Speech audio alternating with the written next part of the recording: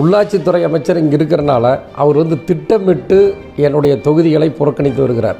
தமிழ்நாட்டிலே பார்த்தீங்கன்னா அதிகமாக 100க்கும் மேற்பட்ட முறை கைது செய்யப்பட்டு விடுதலை செய்யப்பட்ட சட்டமன்ற உறுப்பினர் நானாகத்தான் இருப்பேன். நான் வந்து மாநகராட்சியினுடைய அலுவலகத்திற்கு முன்புறமாக வந்து பாய் விரித்து நான் உட்கார்ந்துருவேன், என்னை வந்து பார்க்க மறுத்தீங்கன்னா உட்கார்ந்துருவேன்னு சொன்னதுக்கு பிறகுதான் உடனே வந்து என்னை சந்திப்பதற்கு வந்து அவங்க வந்து அனுமதி கொடுப்பாங்க. எஸ்பி வேலுமணியுடைய சகோதரர் எஸ்பி அன்பரசனால் மிரட்டப்படுகிறார்கள். உள்ளாட்சித்துறை அமைச்சர் எஸ்பி வேலுமணி துணிச்சல் இருந்தால் அவர் தவறு செய்யவில்லை என்று சொன்னால் மாநகராட்சியினுடைய இணையதளத்தில் பதிவேற்றம் செய்ய வேண்டியது தான். ஏன் பதிவேற்றம் செய்யவில்லை? வேலுமணி இந்தியாவில் இருக்கக்கூடிய அமைச்சர்களில் வந்து இதுவரை இருந்த அமைச்சர்களில் வேலுமணியை போன்ற ஒரு ஊழல்வாதி யாருமே இருக்க முடியாது. பணமா, அரசியலா, மக்களுடைய பாதுகாப்பான அம்சங்களா என்பதை பார்க்கிற பொழுது மக்கள் சரியான நேரத்தில் அதிமுகவினரை தோற்கடிப்பார்கள். வணக்கம் சார். வணக்கங்க.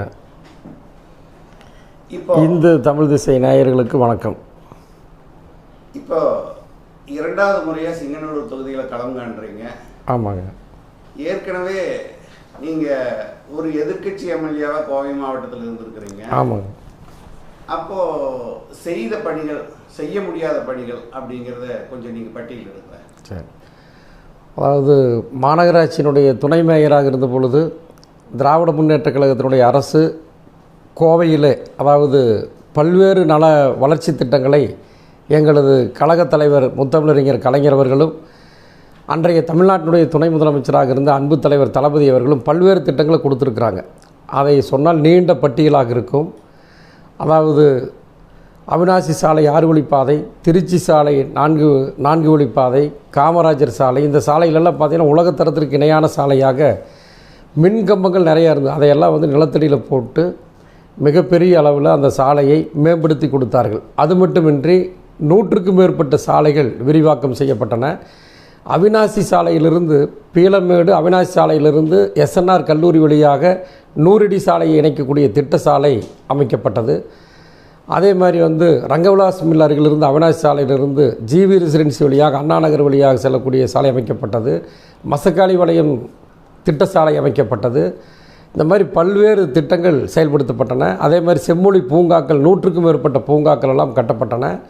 அதில் குறிப்பாக பார்த்திங்கன்னா 2009ஆம் ஆண்டு எங்களது தலைவர் கலைஞர் அவர்களும் அன்றைய உள்ளாட்சித்துறை அமைச்சராக இருந்த தலைவர் தளபதி அவர்களும் பாதாள சாக்கடை திட்டத்தை செயல்படுத்துவதற்காக சுமார் 400 கோடி ரூபாய் நிதி ஒதுக்கி கொடுத்தாங்க. இந்த கோவை நகரத்தில் குறிப்பாக அதில் அதிகமாக பயன்படக்கூடிய தொகுதி என்று எடுத்துக்கொண்டால் சிங்காநல்லூர் சட்டப்பேரவை தொகுதி.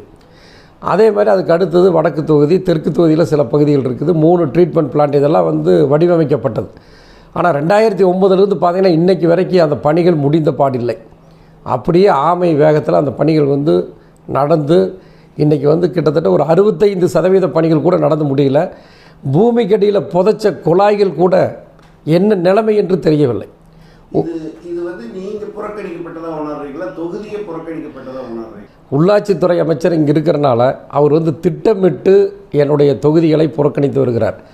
அதுக்கு உதாரணத்துக்கு பார்த்திங்கன்னா 10,000க்கும் மேற்பட்ட கடிதங்களை மாநகராட்சியினுடைய ஆணையாளரை பொதுமக்களை அழைத்து கொண்டு அதே மாதிரி வந்து ஊடக நண்பர்களையும் அனைவரையும் அழைத்து கொண்டு மாதத்தில் 3 முறை வந்து மனுக்களை கொண்டு போய் கொடுத்த 10,000க்கும் மேற்பட்ட மனுக்களை நம்ம கோவை மாவட்டத்தினுடைய வரலாற்றில் இதுவரைக்கும் வந்து நேரடியாக போய் கொடுத்த சட்டமன்ற உறுப்பினர் நானாக தான் இருப்பேன்.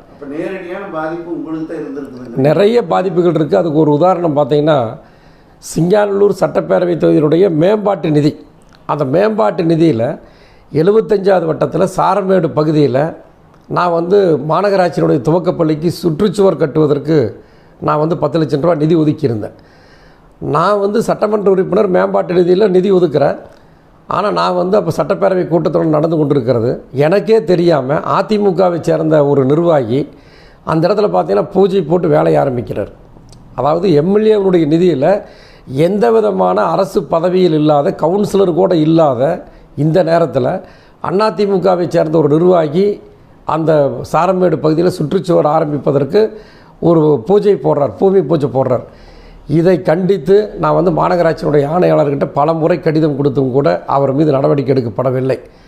முற்றிலும் என் மீது என்னுடைய தொகுதி புறக்கணிக்கப்பட்டிருக்கிறது. அது மட்டுமல்ல, இந்த தொகுதியினுடைய பல்வேறு வளர்ச்சி பணிகளுக்காக என்னுடைய சிங்காநல்லூர் சட்டப்பேரவை தொகுதி, அதைப் போலவே கோவையில் இருக்கக்கூடிய ஒட்டுமொத்தமாக இங்கே இருக்கக்கூடிய அடிப்படை பிரச்சனைகளுக்காக சூயஸோடு போட்ட அந்த ஒப்பந்தத்தை ரத்து செய்ய வலியுறுத்தி, அதே மாதிரி வந்து சொத்து வரி உயர்வு, வீடுகளுக்கு 50%, வீடுகள் அல்லாத கட்டிடங்களுக்கு 100% சொத்து வரி உயர்வு, இதையெல்லாம் கண்டித்து எங்களுடைய தோழமை கட்சியோடு வந்து பலகட்ட போராட்டங்களை நடத்தியிருக்கின்றேன். தமிழ்நாட்டிலே பார்த்தீங்கன்னா அதிகமாக 100க்கும் மேற்பட்ட முறை கைது செய்யப்பட்டு விடுதலை செய்யப்பட்ட சட்டமன்ற உறுப்பினர் நானாகத்தான் இருப்பேன். அது மட்டுமல்ல, நான் கடந்த ஓராண்டு காலமாக என் மீது எங்கெங்கு வழக்குகள் பதிவு செய்யப்பட்டிருக்கிறது என்பதை நான் தகவலறியும் சட்டம் மூலமாக நான் கேட்டு பெற்றிருக்கிறேன்.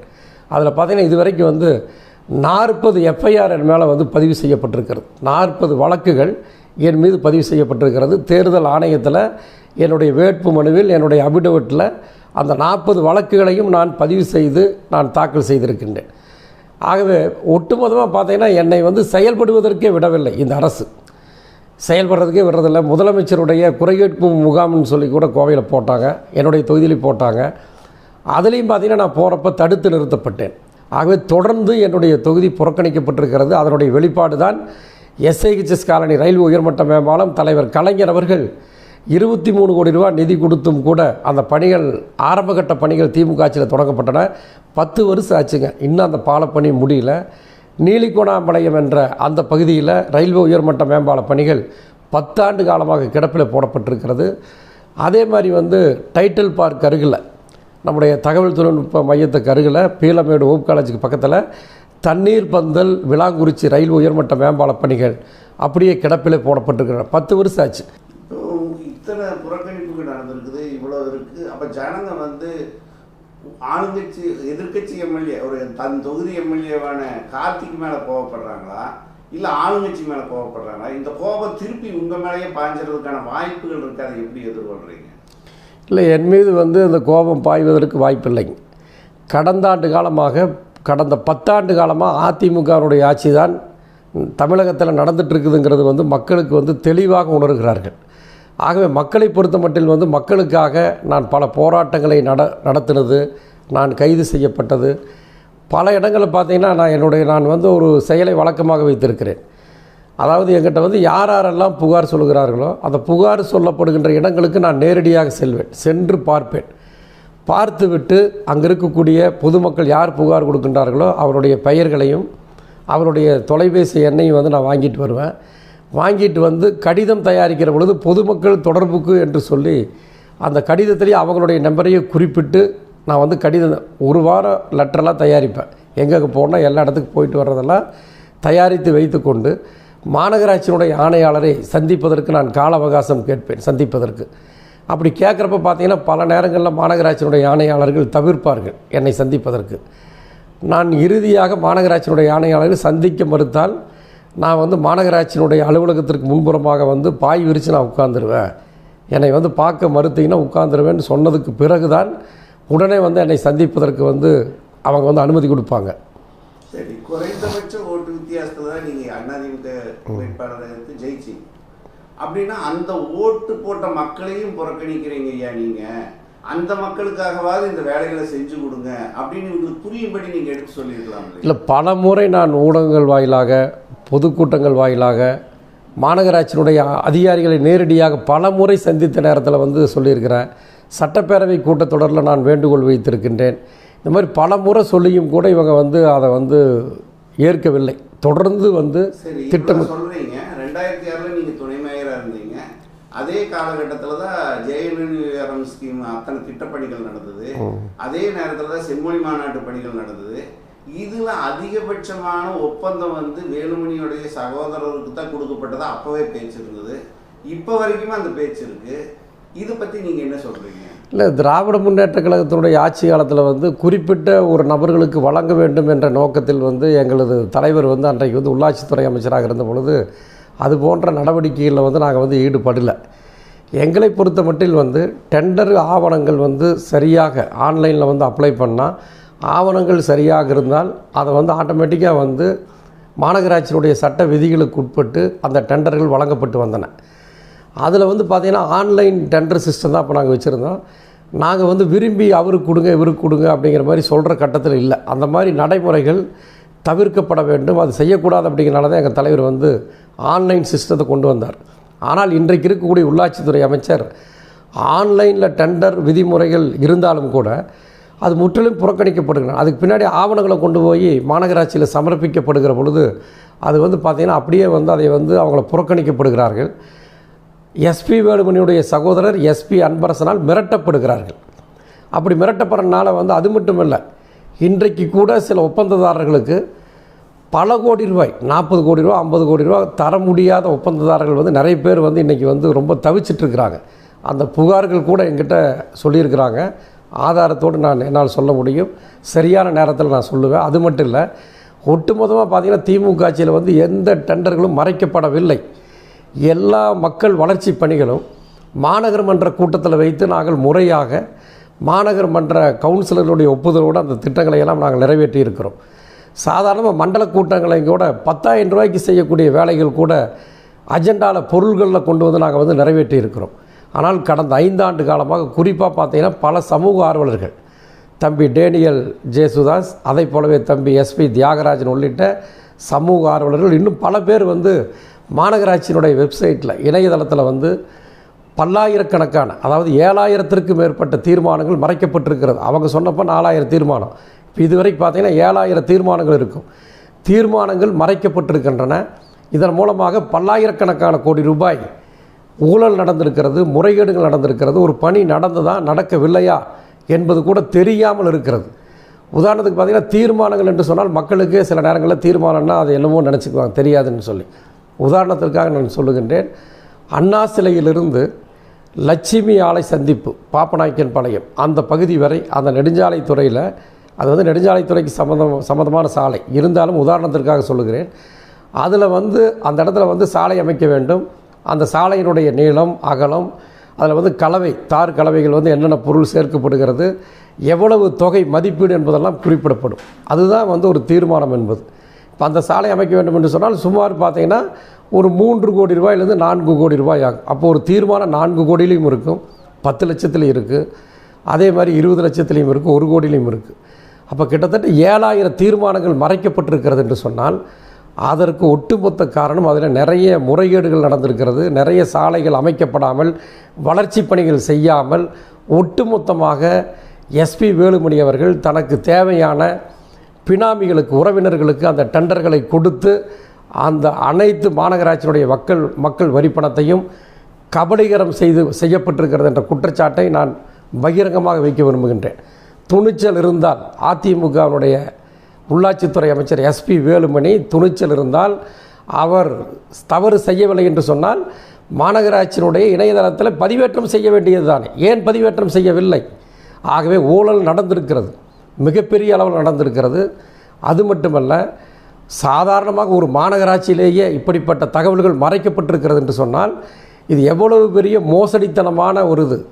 மாநகராட்சி எஸ்பி வேலுமணியினுடைய குடும்ப சொத்தா, மாநகராட்சியில் எஸ்பி வேலுமணியுடைய குடும்ப உறுப்பினர்கள் இயக்குநர்களா, இதைத்தான் நான் கேட்க விரும்புகிறோம். ஆகவே ஒட்டுமொத்தமாக நாங்கள் எங்களுடைய ஆட்சியில் டெண்டர்கள் அனைத்துமே வெளிப்படைத்தன்மை இருந்தது. இப்போ எல்லாமே வந்து எஸ்பி வேலுமணியுடைய அண்ணன் எஸ்பி அன்பரசன் சொல்படி தான் நடக்கிறது. இப்போ நிறைய போராட்டங்கள் எண்ணிக்கையில் அளவில் நிறைய போராட்டங்கள் பண்ணியிருக்கீங்க, எண்ணிக்கை அளவில் சிறை சென்றது நிறைய இருக்குது. ஆனால் ஒரு ஒரு ஆழமான அழுத்தமான போராட்டம் செஞ்சு இந்த மக்களுக்காக, இந்த தொகுதி மக்களுக்காக, அல்ல ஒட்டுமொத்த தமிழகத்துக்காக ஒரு எம்எல்ஏ 10 நாள் 50 நாள் 1 மாதம் 10 மாதம் 1 வருஷம் சிறை சென்று இருந்தார் அப்படிங்கிற ஒரு தியாகத்தன்மை வராமல் ஒரே நாளில் போய் ரிலீஸ் ஆகிற தன்மை ஒன்று இருந்துக்கிட்டே இருக்கேன். இது கூட ஒரு போராட்ட குணத்தை நீர்த்து போன மாதிரி இருக்குது. இதை பற்றி நீங்கள் என்ன? அது வந்து அதிமுகவினர் வந்து இப்போ என்னை பிடிச்சி உள்ள போட்டால் அவங்களுக்கு வந்து எதிர்மறையான கருத்துக்கள் அவர்கள் மீது உருவாகும். ஆகவே அதை வந்து அவங்க வந்து தவிர்த்திருக்கிறார்கள். அதே நேரத்தில் பார்த்திங்கன்னா நாங்கள் வந்து ஜனநாயகத்தில் அனுமதிக்கப்பட்ட அறவழி போராட்டங்களை நாங்கள் நடத்துகின்றோம். நாங்கள் வந்து திராவிட முன்னேற்றக் கழகம் என்பது ஒரு ஜனநாயக கட்சி. அது வந்து தேர்தலாக இருந்தாலும் சரி, எங்களுடைய கட்சியினுடைய கட்டமைப்பாக இருந்தாலும் சரி, மக்கள் பிரச்சனைகளை முதல்ல வந்து நாம் வேண்டுகோள்களாக வைப்போம், கடிதங்களாக கொடுப்போம், நேரடியாக ஆட்சியாளர்களை சந்தித்து கொடுப்போம். அவைகளுக்கெல்லாம் செவிசாய்க்கவில்லை என்று சொன்னால் ஜனநாயகத்தில் அனுமதிக்கப்பட்ட துண்டறிக்கைகள் வழங்குவது, தெருமுனை பிரச்சாரங்கள் நடத்துவது, ஆர்ப்பாட்டங்கள் நடத்துவது, இது போன்ற போராட்டங்களை தான் நாங்கள் நடத்த முடியும். நாங்கள் அதை மீறி நாங்கள் நடத்த முடியாது. அப்படி இருக்கிற பொழுது ஆளுங்கட்சியை சார்ந்தவர்கள் என் மீது வந்து பல வழக்குகள் போட்டிருந்தாலும் கூட என்னை பிடிச்சி உள்ளே வைக்கல அப்படிங்கிறது வந்து அதையும் அவர்கள் செய்த எதிர்மறையான கருத்துக்களை உருவாக்கும் என்ற காரணத்தினால் அவர்கள் அந்த மாதிரி செய்யாமல் இருந்திருக்கலாம். வதந்தியோ நிஜமோ தெரியாது. ஆனால் ஒரு 5 ஆண்டு காலமாக வந்து கோவையில் இருக்கக்கூடிய திமுக நிர்வாகிகள் பெரும்பாலும் அல்லது முக்கியமாக ஒரு மாவட்டத்திலேயே இருக்கக்கூடிய ஒரு தொகுதி திமுக எம்எல்ஏவான கார்த்தி அமைச்சர்கிட்ட வேலை போயிட்டாரு, அவர்கிட்ட இருந்து மாதம் பணம் போகுது, இப்படி தொடர்ந்து ஏதாவது ஒரு வதந்தி அதிமுக சைட்லேருந்து வருது, திமுக சைட்லேருந்து வருது. இது வதந்தியா நிஜமான்னு தெரியாது. இது உங்கள் காலத்துக்கு வந்திருக்குன்னு நினைக்கிறேன். அதுக்கு நீங்கள் என்ன விளக்கம் சொல்கிறீங்க? அதாவது திராவிட முன்னேற்ற கழகத்தின் சார்பில் வந்து நான் 2016ஆம் ஆண்டு தலைவர் கலைஞர் அவர்களும் அன்பு தலைவர் எங்களது தளபதி அவர்களும் என்னை வேட்பாளராக இங்கு நிறுத்தி நான் வெற்றி பெற்றிருக்கின்றேன். நான் திராவிட முன்னேற்ற கழகத்திலே நான் சாதாரணமான ஒரு தொண்டனாக இருந்து தான் இந்த இயக்கத்திலே வந்திருக்கிறேன். 1986ஆம் ஆண்டு தேவநாகரி வரிவடிவில் உள்ள இந்தி மொழிதான் இந்தியாவினுடைய ஆட்சி மொழி என்று வலியுறுத்தி சொல்லப்பட்ட அந்த சட்ட நகலை தீயிட்டு கொளுத்திய நேரத்தில் தலைவர் கலைஞர் தீயிட்டு கொளுத்தினார். மிகப்பெரிய போராட்டம் ஆதிக்கு இந்திக்கு எதிராக நடைபெற்றது. அந்த காலகட்டத்தில் பார்த்திங்கன்னா எனக்கு வயது 19 வயது. அன்றைக்கு தமிழ்நாட்டினுடைய முதலமைச்சர் எம்ஜிஆர் அவர்கள் அன்றைக்கே வந்து சிங்காநல்லூரில் அன்றைக்கு வந்து திராவிட முன்னேற்ற கழகத்தினுடைய மேடைகளில் நான் தீவிரமாக பேசி வருவேன். காவல்துறை வேண்டும் என்று அன்றைக்கே எம்ஜிஆருடைய ஆட்சி காலத்திலேயே எம்ஜிஆர் முதலமைச்சராக இருந்த நேரத்திலேயே 1986ஆம் ஆண்டு சிங்காநல்லூரிலே ரயில் தண்டவாளத்தில் வெடிகுண்டு வைத்ததாக என் மீது ஒரு வழக்கு, பொய் வழக்கு அன்றைக்கு புனையப்பட்டது. அதில் பார்த்திங்கன்னா 3 மாத காலம் சிறைச்சாலையில் அடைக்கப்பட்டேன். கிட்டத்தட்ட 15 நாள் பார்த்திங்கன்னா தனிமை சிறையில் சிறைக்குள்ளேயே தண்ணி ஊற்றி என்னை வந்து தண்ணிக்குள்ளே என்னை உட்கார வச்சுருந்தாங்க. கடுமையான சித்திரவதைகளுக்கு நான் ஆட்படுத்தப்பட்டேன். அன்று முதல் இந்த இயக்கத்தில் நான் இருந்து வருகின்றேன். திராவிட முன்னேற்ற கழகத்தினுடைய சட்டமன்ற உறுப்பினர் என்ற முறையில் அதாவது அன்றிலிருந்து பல கட்ட போராட்டங்கள் எல்லாமே கலந்துருக்கிறேன். அதுக்கு பின்னாடி இப்போ சட்டப்பேரவை உறுப்பினராக நான் தேர்வு செய்யப்பட்டதுக்கு பின்னாடி பார்த்திங்கன்னா தொடர்ந்து வேலுமணியினுடைய பல்வேறு ஊழல் குற்றச்சாட்டுகளை நான் தொடர்ந்து சொல்லிட்டு வர்றேன். இந்த மாநகராட்சியில் நடைபெறுகின்ற பல்வேறு முறைகேடுகளை நான் சொல்லி வருகின்றேன். மக்கள் பிரச்சனைக்காக அடிக்கடி நான் போராட்டம் நடத்துவேன். அது மட்டுமல்ல, வேலுமணியினுடைய தகப்பனாருடைய நினைவிடம் இதே வந்து பாலக்காடு ரோட்டில் வந்து அமைக்கப்பட்டிருக்கிறது. அந்த நினைவிடமே பார்த்திங்கன்னா மதுக்கரை பஞ்சாயத்துக்கு உட்பட்ட அந்த கிராமத்தில் தான் வந்து அமைக்கப்பட்டிருக்கிறது. அதில் 9 ஏக்கர் நிலம் வந்து வேலுமணியுடைய தகப்பனாருடைய அந்த மயானத்தை காப்பதற்காக வாங்கப்பட்டிருக்கிறது. பல சட்ட விதிமுறைகளை மீறி அரசினுடைய துறைகளை 5 ஆண்டு காலம் அதற்காக செயல்பட்டிருக்கிறது. கோவை மாநகராட்சியில் பார்த்தீங்கன்னா 70க்கும் மேற்பட்ட பல மயானங்கள் வந்து சீரழிந்து கிடக்கின்றன. உள்ளே கால் வைக்க முடியாது. முட்செடிகள் இருக்கிறது, பூச்சிகள், விஷப்பூச்சிகள் இருக்கிறது, குடிநீர் வசதி இல்லை, உப்பு நீர் வசதி இல்லை, பார்த்தா பாலடைஞ்சு கிடக்குது. மயானங்களே வந்து முறைப்படுத்தப்படவில்லை. ஆனால் வேலுமணியினுடைய தகப்பனாருடைய அந்த நினைவிடத்தை கூட அதற்கு வந்து பல கோடி ரூபாய் வாரி இறைக்கப்பட்டிருக்கிறது என்ற கடுமையான குற்றச்சாட்டை நான் வைத்திருக்கிறேன். அது மட்டுமல்ல, இப்பொழுதும் சொல்லுகின்றேன், வேலுமணி இந்தியாவில் இருக்கக்கூடிய அமைச்சர்களில் வந்து இதுவரை இருந்த அமைச்சர்களில் வேலுமணியை போன்ற ஒரு ஊழல்வாதி யாருமே இருக்க முடியாது. மாநகராட்சியில் குறிப்பாக ஒரு மாநகராட்சியிலேயே வந்து கிட்டத்தட்ட ஒரு 20,000-25,000 கோடிக்கு மேலே பல தகவல்கள் மறைக்கப்பட்டிருக்கிறது என்று சொன்னால், தமிழ்நாட்டில் வந்து இவர் இப்பொழுது சிறையில் இருக்க வேண்டிய ஒரு அமைச்சர் இந்த வேலுமணி. ப்ளீச்சிங் பவுடர்லேருந்து எல்லா பொருள்களுமே இவர் ஊழல் தான். டிச்சு கொத்துலேருந்து எல்லாமே இதையெல்லாம் வந்து அடிக்கடி வந்து நான் வெளிப்படுத்தி வருகின்றேன். ஆகவே என்னுடைய போராட்டத்தை, என் மீது திராவிட முன்னேற்ற கழகத்தினுடைய தொண்டர்கள் வைத்திருக்கக்கூடிய நம்பிக்கையை, மக்கள் வைத்திருக்கக்கூடிய நம்பிக்கையை வீணடிப்பதற்காக, அதில் களங்கம் ஏற்படுத்துவதற்காக எஸ்பி வேலுமணி அவர்களும் அதே மாதிரி எஸ்பி வேலுமணிக்கு சேர்ந்த அவருக்கு வேண்டிய சில உளவு பிரிவை சார்ந்தவர்களும் என்னை பலவீனப்படுத்துவதற்காக, மனதளவில் பலவீனப்படுத்துவதற்காக இது போன்ற பொய்யான குற்றச்சாட்டுகளை அவர்கள் தொடர்ந்து சொல்லி வந்தார்கள். உட்கட்சிக்குள்ளே இந்த மாதிரியான விஷயங்கள் வந்திருக்காப்பா, உட்கட்சியிலேயே எதிரிகள் இருக்கிறதா நினைக்கிறேன்? இல்லை, உட்கட்சியில் திராவிட முன்னேற்ற கழகத்தில் எனக்கு எதிரிகள் யாரும் கிடையாது. அனைவருமே நாங்கள் வந்து அண்ணன் தம்பி மாதிரி தான் பழகுவோம். ஒரு குடும்பத்தில் வந்து சில கருத்து வேறுபாடுகள் எல்லா குடும்பத்துலேயுமே இருக்குது. அதை வந்து நாங்கள் வந்து எங்களை பொறுத்தளவுக்கு வந்து அந்த மாதிரி கூட எனக்கு வந்து யாருமே இல்லை. திராவிட முன்னேற்ற கழகத்தில் அப்படிப்பட்ட தொண்டர்கள் யாரும் கிடையாது. சரி, இப்போ திமுக ஆட்சி திமுக ஆட்சி அமையுதுன்னு வச்சுக்குவோம். கண்டிப்பாக நீங்கள் அமைச்சராகலாம். இப்போ கோயம்புத்தூரில் நிறைய பாலங்கள் உருவாகிட்டு இருக்குது அதிமுக ஆட்சியின் மூலமாக எல்லாம் அறகுறையாக இருக்குது.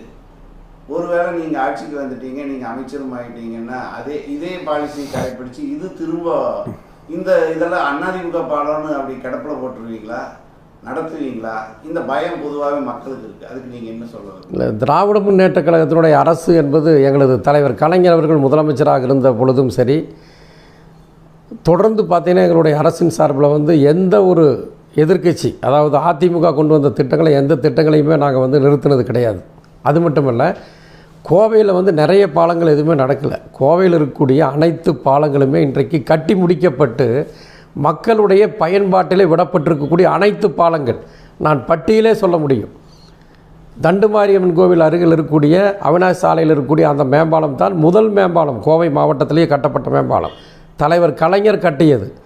ஹோப் காலேஜ் ரயில் உயர்மட்ட மேம்பாலம் அவினாசி சாலையில், ஒண்டிப்புது ரயில் உயர்மட்ட மேம்பாலம், அதே மாதிரி பார்த்திங்கன்னா நம்முடைய உக்கடம் புறவழிச்சாலையில் இருக்கக்கூடிய மேம்பாலம், நஞ்சுண்டாபுரம் மேம்பாலம், இப்படி பீளமேடு மேம்பாலம், இப்படி ஒட்டுமொத்தமாக கோவை மாவட்டத்தில் கட்டி முடிக்கப்பட்டு மக்கள் பயன்பாட்டில் இருக்கக்கூடிய மேம்பாலங்கள் அனைத்துமே திராவிட முன்னேற்ற கழகத்தினுடைய ஆட்சி காலத்தில் கட்டப்பட்ட அதற்கு வித்திட்ட பாலங்கள். வடகோவை மேம்பாலம் உட்பட நீங்கள் போட்டது எல்லாமே ரயில்வே மேம்பாலங்கள். இவங்க போடுறதெல்லாம் இவங்க அவசர கதியில் தொலைநோக்கு பார்வை இல்லாமல் காந்திபுரத்தில் கட்டப்பட்ட மேம்பாலங்கள் கூட அது ரயில்வே மேம்பாலம் அல்ல. அது மக்களுக்கு பொதுவான நகரத்தில் போக்குவரத்து நெரிசலை குறைப்பதற்கான ஒரு மேம்பாலம் தான். ஆகவே அதே மாதிரி பார்த்திங்கன்னா பல மேம்பாலங்கள் நாங்கள் கட்டியிருக்கிறோம். திராவிட முன்னேற்ற கட்டப்பட்ட மேம்பாலம் எல்லாமே திமுக ஆட்சியில் கட்டது தான். இந்த தகவல்களை நான் தொடர்ந்து 10 ஆண்டு காலமாக 9 ஆண்டு காலமாக நான் மேடைகளில் பேசிட்டு வந்ததை பார்த்துட்டு அவசர கதியில் இந்த 1.5 ஆண்டு காலத்துக்குள்ளே இந்த ஆட்சியினுடைய ஆயுசு முடிகிற ஓலத்தில் இந்த பாலங்களை தொடங்கியிருக்கிறாங்க. திராவிட முன்னேற்ற கழகத்தினுடைய ஆட்சி அமைந்ததற்கு பிறகு கண்டிப்பாக அந்த பாலப்பணிகள் தொடரும். அதே நேரத்தில் அதில் இருக்கக்கூடிய குறைபாடுகளை எங்களது தலைவர் அவர்கள் நிச்சயமாக நெடுஞ்சாலைத்துறையினுடைய தலை சிறந்த பொறியாளர்களை வைத்து ஆய்வு செய்து நிச்சயமாக மக்களுக்கு பயன்படுகின்ற மேம்பாலமாக, அனைத்து தரப்பு மக்களும் விரும்புகின்ற பாலங்களாக நிச்சயமாக நாங்கள் அதையெல்லாம் கட்டி கொடுப்போம். அதில் எந்த மாற்றம். பொதுவான ஆய்வுப்படி பொதுவாகவே எல்லாமே இருக்கக்கூடியது இந்த சிங்கநல்லூர் தொகுதி அதிகமாக மையம் வேட்பாளர் ஓட்டு பிரிக்கிறதுக்கான வாய்ப்பு இருக்குது. அது இளைஞர்களாக இருக்காங்க அதிகமாக. ஏற்கனவே 2006 இதே மாதிரி தான் இந்த தொகுதி பறிபோச்சு. இதுக்கு திமுகவிடம் பதிவாகி 14 ஓட்டு வித்தியாசத்தில் சின்னசாமி அதிமுக கருத்து வச்சுட்டாங்க. இதே மாதிரியான ஒரு சூழல் சிங்கநல்லூரில் ஏற்படுறதுக்கான வாய்ப்பு இருக்கு. இது இந்த மையம் ஓட்டு பிரிக்கிறது உங்களுக்கானதா இல்லை அதிமுகவானதான்னு நீங்கள் எதை கருதுறீங்க? இல்லை, திராவிட முன்னேற்ற கழகத்தினுடைய ஓட்டு வங்கியை யாராலும் பிரிக்க முடியாது. திராவிட முன்னேற்ற கழகத்தினுடைய ஓட்டு வங்கி என்பது ஒரு வலுவான ஓட்டு வங்கி.